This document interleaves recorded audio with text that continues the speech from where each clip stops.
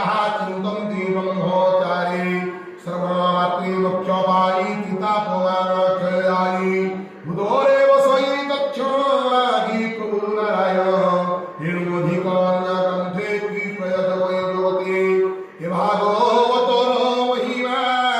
কে করি পারে গুণসীমা সকল দেব হই বৃক্ষে